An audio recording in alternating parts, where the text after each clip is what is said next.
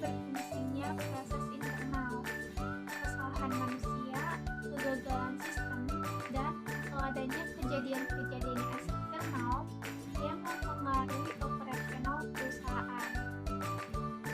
Terus juga risiko operasional ini dapat bersumber dari sumber daya manusia, proses internal, dan sistem dan infrastruktur serta kejadian eksternal.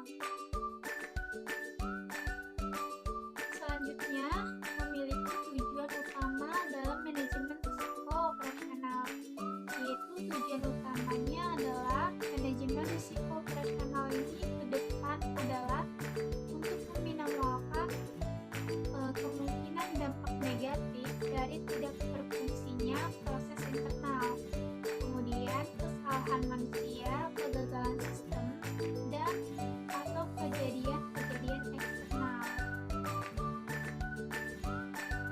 Terus juga memiliki beberapa sumber, yaitu ada sumber daya manusia, proses internal, eksternal, sistem, dan infrastruktur.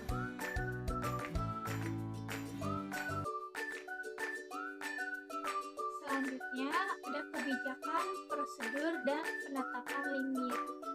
Nah, dalam melaksanakan kebijakan, prosedur, dan penetapan limit untuk risiko operasional, perusahaan perlu menerapkan yang pertama adalah strategi manajemen risiko.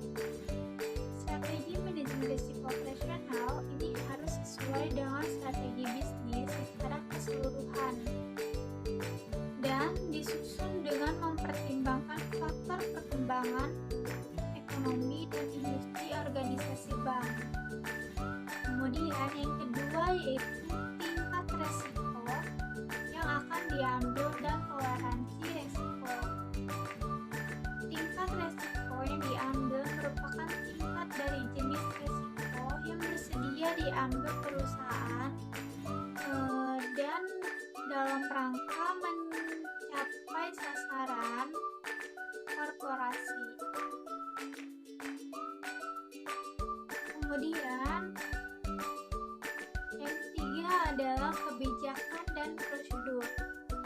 Perusahaan harus menetapkan kebijakan manajemen risiko operasional yang harus diinternalisasikan ke dalam proses bisnis, lini bisnis, dan aktivitas pendukung.